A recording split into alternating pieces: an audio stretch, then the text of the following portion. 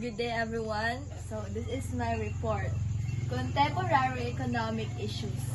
First, ako i-discuss ang investment. What is investment? Investment is using savings to generate future income, typically by acquiring capital goods and services.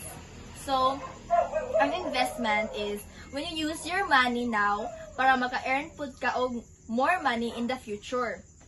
Instead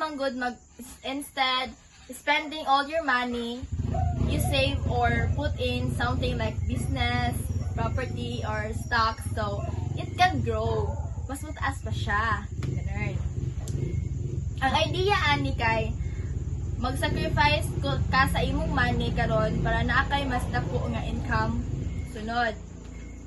Example, if you open a small milk tea shop, you spend money first for ingredients and equipment pero later magka-earn na ka og profit gikan sa sales.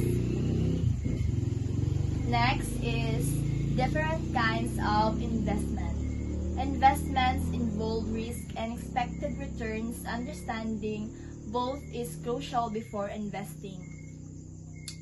Before magud ka mag-invest, dapat kabalo kaon saon paggamit ani niya. Unsa paggamit sa imong money and unsay possible return or kita. Pero remember, na-added risk sa investment, meaning possible pud nga malugi ka. So, kailangan i-consider ang risk o ang possible profit ani niya.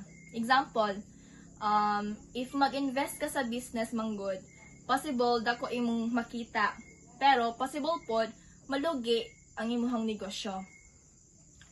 Next is there are two main kinds, which is the direct investment and indirect investment. First is direct investment. Example, number 1, business investment, buying a business requiring active involvement of returns. So, meaning ana niya, ikaw mismo ang naga-direct o invest sa business or property. Ikaw ang naga-manage or involve ana na investment. So, basically, ikaw jud ang naga-control sa imong invest. Direct investment kani. Second is real estate.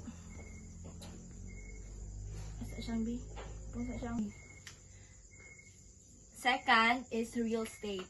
Investing in homes, land, rental properties for profit or income. Meaning po ano niya, mag-invest ka sa property like land, house, or apartment. Usually, musa ka ang value sa property over time. So, pwede nimo siya ibaligya later for profit. Pwede po ka makakuha og income through rent. So, man ang real estate. Second is indirect investment. First, savings account.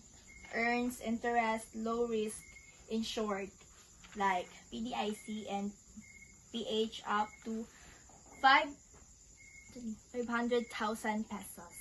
Yes. So,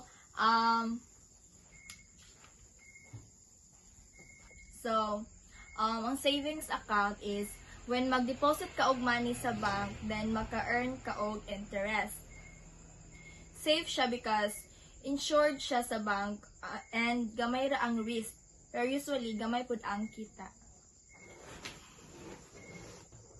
Second is bonds.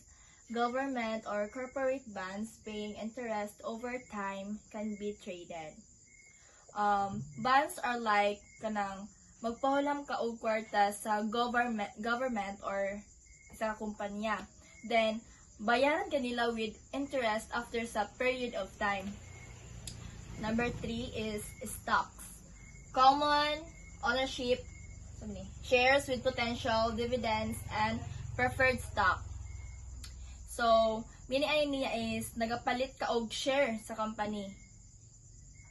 So, murag part pud ka sa owner sa isa ka kumpanya. It's successful ang company.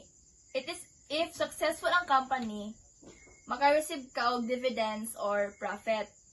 Pero if malugi ang company, possible pod nga mawadan og value ang imong stock. Example ana niya is if you buy stock sa Jollibee and if go. So next, other kinds of indirect investment.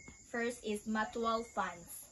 Pool money to invest in various securities, offers diversification and professional management.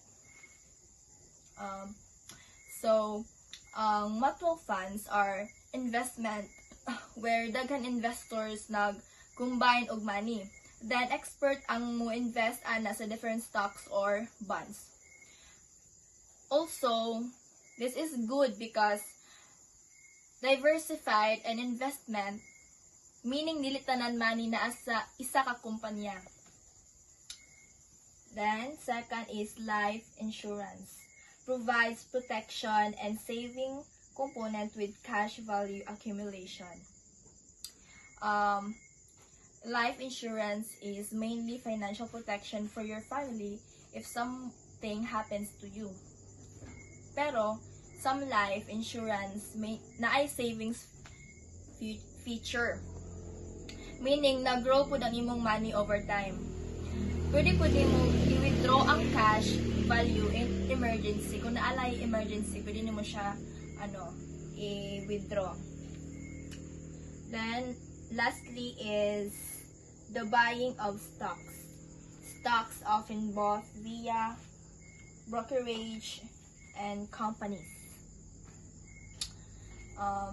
When people buy stocks, usually mag-order yun sila through brokerage companies or mga brokers. That's all. Thank you.